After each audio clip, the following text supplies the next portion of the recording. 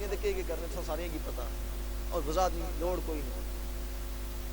یہ حضور سے محبت کی علامت ہے. بندہ غمی میں ہو تب بھی حضور یاد رہے, بندہ خوشی میں ہو تب بھی حضور یاد رہے. یہ محبت رسول کی علامت ہے. لیکن بعض بندے جب خوشی میں ہوتے ہیں تو کہتے ہیں ٹول بھی آنو تو فلاں بھی آنو تو ٹمکان بھی آنو.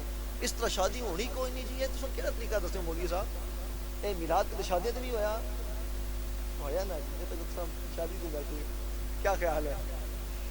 میں کہ اس شادی کا جو لطف ہے نا جی, اس کا اپنا ہی لطف ہے. ورنہ تو ساتھ کیا اسی جنہوں نے بیاہ وچ کو نہیں نچنیاں انہوں نے 2 مہینے کڑیاں نہیں رہنیاں تو گھر پہنچ گیا. ایسا ہے کہ نہیں. لیکن جب حضور کا نام لے کر حضور کی سنت کو ادا کیا جا رہا ہوگا تو اللہ پاک برکت ادا کرتا ہے. اللہ پاک برکت ادا کرتا ہے. اور یہ جو حضور کی سنتوں پر عمل کرنا یہ کوئی عام چیز نہیں ہے. رب تعالیٰ قرآن میں فرماتا ہے قل ان کنتم تحبون اللہ فاتبعونی یحببکم اللہ.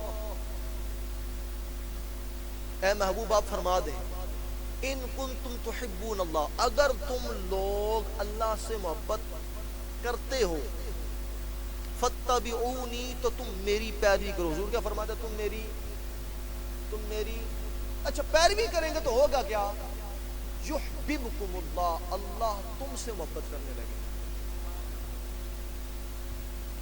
اچھا محبت کے بعد کیا ہوگا جی, یغفر لکم ذنوبکم, تمہارے گناہ بھی رب معاف فرما دے.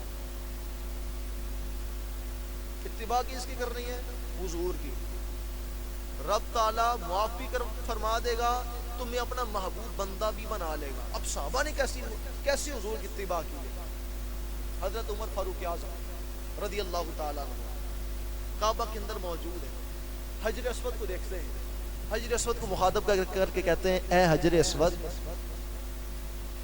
اے حجر اسود, تو پتھر ہے, نہ نفع دے سکتا ہے نہ نقصان دے سکتا ہے.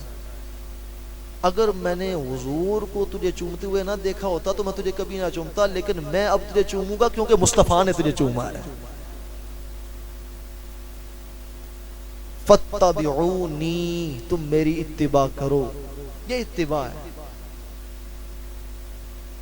حضرت عثمان غنی رضی اللہ تعالیٰ عنہ, آپ ایک مقام پہ موجود تھے, آپ نے پانی منگوایا, وضو کیا, وضو کرنے کے بعد مسکرانے لگے. لوگوں نے پوچھا اے امیر المومنین کیا بات ہے مسکرا رہے ہیں. کہا کہ فرمانے لگے اسی مقام کے قریب حضور نے بھی وضو فرمایا تھا, اور وضو فرمانے کے بعد حضور بھی مسکرائے تھے. تو ہم نے مسکرانے کی وجہ پوچھی تھی تو حضور نے فرمایا تھا کہ جب بندہ وضو کرتا ہے چہرہ دھوتا ہے تو چہرے کے گناہ رب تعالیٰ مٹا دیتا, بازو دھوتا ہے تو رب تعالیٰ اس کے گناہ بھی معاف فرما دیتا ہے, گرا دیتا. سر کا مسح کرتا ہے تو سر کے گناہ بھی معاف, پاؤں دھوتا ہے تو پاؤں کے گناہ بھی جھڑ جاتے ہیں. حضور مسکرائے, بس اسی وجہ سے آج میں بھی مسکرا رہا ہوں, کسی کی ادا کو ادا کر رہا ہوں. حضرت عبداللہ بن عمر اپنی سواری پر سوار تھے اور ایک جگہ کا آپ نے چکر لگایا نا, کچھ چکر لگائے تھے. قریب والوں نے کہا کہ اے صحابی رسول آپ یہاں چکر لگا رہے ہیں, وجہ کیا ہے؟ کہنے لگے وجہ تو مجھے بھی کوئی نہیں پتا, وجہ مجھے بھی کوئی نہیں پتا, بس میں نے بھی حضور کی دفعہ یہاں پر چکر لگاتے ہوئے دیکھا تھا, میں نے حضور کو یہاں پر چکر لگاتے ہوئے دیکھا تھا, وجہ مجھے بھی کوئی نہیں پتا, بس میں کسی کی ادا کو ادا کر رہا ہوں. تو سنت کی باتیں میں نے پہلے کر دی, تو سنت جو ہے نا یہ زندہ کرنی ہے ہر معاملے میں حضور کی سنت کا پاس. اور یہ سنتیں پھیلانے والے, سنتوں کو عام کرنے والے, دعوت اسلامی بڑا بہترین انداز میں کام کر رہے ہیں. مدنی چینل دیکھیں آپ, بہت کچھ آپ کے لیے سیکھنے کے لیے بہت مواقع ہیں. جب ٹی وی آپ آن کرتے ہیں تو آگے پیچھے نہ جائیں, بڑے معاملات خراب ہیں. سیدھا مدنی چینل رکھیں اس کے آگے, اور آن کریں تو مدنی چینل, تو بند کریں تو مدنی چینل ہی رہے. خبریں بہت تک کی دیا, کیا خیال ہے؟ کوئی نہیں, ایسا سارے بھی تکنے رویے تھے بھول کے نہیں بدلنا, اسی طرح نہ اسی طرح ہی ہے, کیا خیال ہے؟ تو مدنی چینل دیکھنا ہے. کیا دیکھنا ہے جی, کیا دیکھنا ہے جی, بولو تو صحیح رہا, صحیح رہے تو سارے کیا تکڑا نے مدنی چینل دیکھنا ہے. مدنی قافلوں میں سفر کریں, دعوت اسلامی کے ساتھ وابستہ ہو جائیں. انشاءاللہ تبھی جا کر ایسا ذہن بنے گا کہ آپ کی شادیوں میں بھی حضور کی باتیں ہو رہی ہیں، حضور کی نعتیں پڑھی جا رہی ہوں گی، قصیدے مصطفیٰ کے پڑھے جا رہے ہوں گے۔ میں کہ یہ شان ہے الیاس قادری کے غلاموں کی، تو اس بندے کی تربیت پھر کیسی ہوگی؟ کیا خیال ہے؟ اللہ کریم ہمیں ایسے ماحول میں آنے کی توفیق عطا فرمائے۔ اچھا، نکاح کے بارے میں ایک دو باتیں عرض کرتا ہوں۔ حضور فرماتے ہیں نکاح من سنتی فمن راغب عن سنتی فلیس منی، نکاح میری سنت ہے، جو میری سنت سے اعراض کرے، منہ پھیرے، وہ ہم میں سے نہیں ہے۔ اب یہاں پر علماء نے رک کے بڑی باتیں کی، یہاں تک علماء نے بات کی ہے کہ یہاں پر صرف نکاح کی بات نہیں کہ نکاح سے اعراض کرے وہ میرے طریقے پر نہیں ہے، بلکہ ہر سنت کی بات ہے، جو میرے سنت سے منہ پھیرے وہ ہمارے طریقے پر نہیں ہے، وہ ہم میں سے نہیں ہے۔ اب ہم تو بسا اوقات، یہ تو ماشاءاللہ بادشاہ ہیں، اللہ پاک ان کو برکتیں عطا فرمائے، بسا اوقات ہم کوئی ممی ڈیڈی بچہ ہو نا جی، شادی والا جس کی شادی ہو رہی ہو، تو اس سے بات کرنے کو کہتے ہیں میں سنت پوری کرن لگانے جی، وہ سنت پوری کر رہے ہیں لیکن اتوں کلین شیو ہونی ہے۔ کیا خیال ہے؟ یہ سنت جڑی واجب ہے وہ اس طرح جتنے سنت پوری ہونے لگی نہیں، تو فمن راغب عن سنتی، کیا یہ سنت واجب والی نہیں تھی؟ یہ تو واجب تھی نا جی۔ یہ سنت اساں اس طرح پھیر کے ہم سنت ادا کرنے جا رہے ہیں، سنت کی ادا کرنے جا رہے ہیں یار۔ خالی ایک سنت تمہیں نکاح والی یاد ہے، باقی سنتیں یاد ہیں۔ حضور امامہ بھی سنت، امامہ پہننا بھی سنت، حضور کی داڑھی مبارک رکھنا بھی سنت ہے۔ کیا خیال؟ باقی سنتیں بھی تو پوری کرنی ہے۔ اب میں کچھ نکاح کے والے سے دو تین احادیث سناتا ہوں۔ حضور فرماتے ہیں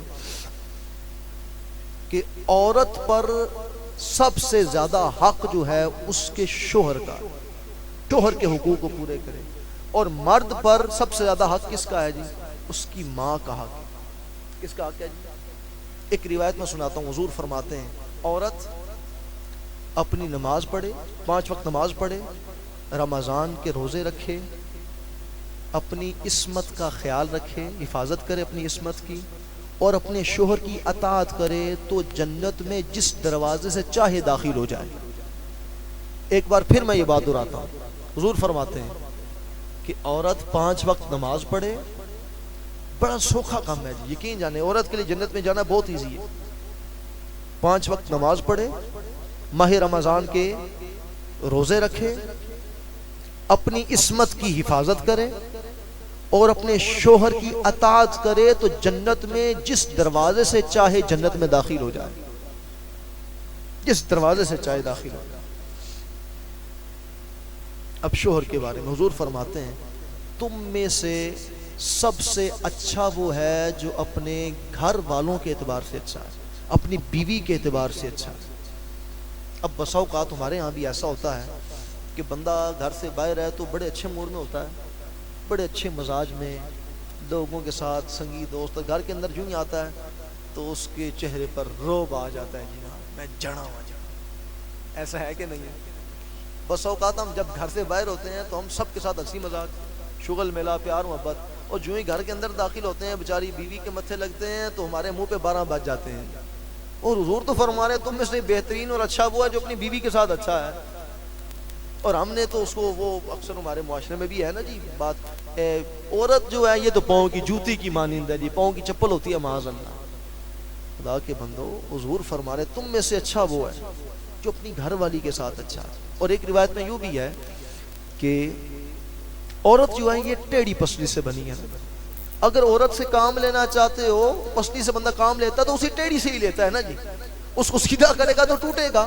تو یہ عورت تو ٹیڑھی پسلی سے بنی ہے، اس سے کام لینا چاہتے تو اسی انداز میں لیں، اس کے اندر تھوڑی ترشی ہوگی تھوڑی بہت، لیکن آپ اسی کے ساتھ گزارا کریں۔